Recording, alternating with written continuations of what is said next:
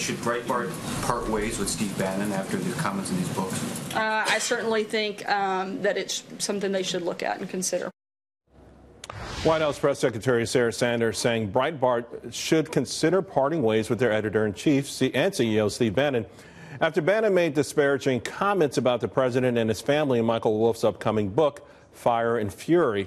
The White House making these comments just hours after President Trump's lawyers released a letter demanding that Bannon, along with Michael Wolff and the book's publishers, cease and desist.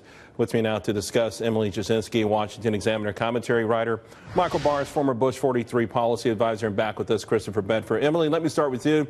The Washington, D.C. soap opera never seems to surprise us or never seems to stop, but it went to a new level this week, didn't it?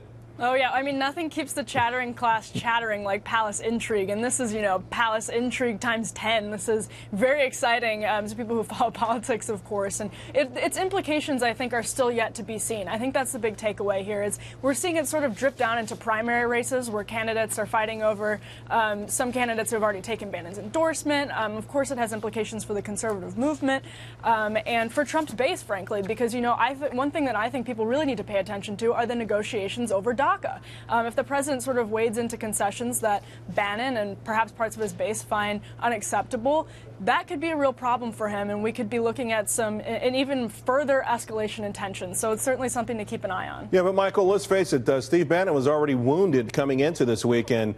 With President Trump essentially cutting all ties with him, and then breaking news later today, just moments ago, Rebecca Mercer publicly breaking ties with Steve Bannon. She actually wrote in a statement that, quote, "I support President Trump and the platform upon which he was elected.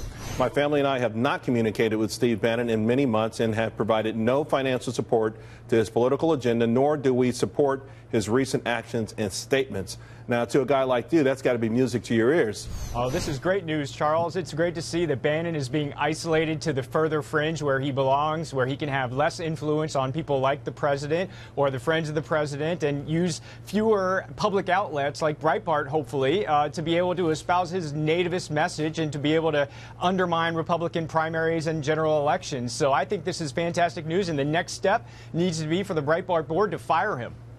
Krista, what you go that far? I mean, and let's not forget, what they were calling economic nationalism did echo throughout the heartland of the country, and it turned states like Ohio and Pennsylvania. And Bannon had a point. Bannon seized on to a movement, and he'd long pushed these ideas, as had Donald Trump, before it became this political platform that took the nation.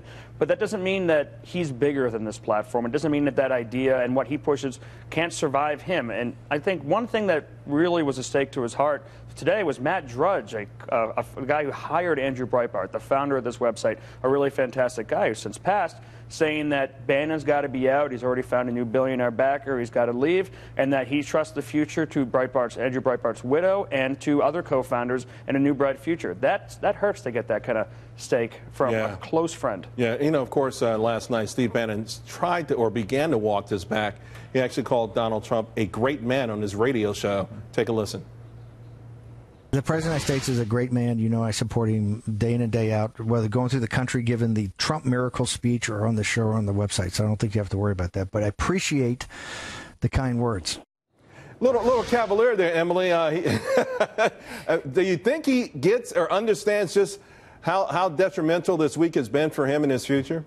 Oh, very much so. I think, Steve Bannon, when we look at him, I think it's important to understand that a lot of what he does is media manipulation. And so I think to some extent he likes to burn it all down and see what's left. I think that's something that's a strategy of his. So I actually think to some extent he revels in the Beltway talking about this. I think he revels in the drama. I think it's something he sees as beneficial to him in the long run. I don't know that will be the case, but I do think that he has a longer-term strategy than some people realize. Of course, it's one thing to burn down the establishment, another self-immolation or whatever. I mean, that's two separate things. And, Michael, where does this put someone like you who's been somewhat critical of President Trump as someone from the establishment part of the wing?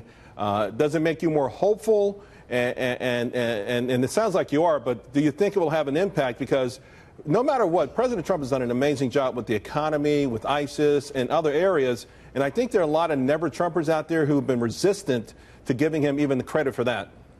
Well, I think that the more that people like Bannon disappear and are not in the inner circle of President Trump, the better that the rest of us feel that he's got good people like General Kelly who are surrounding him and making a big difference in the types of things that he's working on. I love the fact that he's trying to bring together a bipartisan group of senators to talk about immigration, that he's going to try to hopefully work across the aisle to come up with these mainstream moderate strategies that will appeal to the middle of U.S. voters and really address some of these core issues. The one thing that I have to repeat, as I often do on this show, Charles, is that Trump raised my taxes as a small business owner and as a pass-through entity, and that is something that Congress has to come back and address so that the small businesses can also benefit from these tax cuts. You know, listen, let's face it, a tax cut that took 31 years to make is not going to be perfect the first time around, but I think they'll have, real quick, Chris, I think they'll have time to fix that.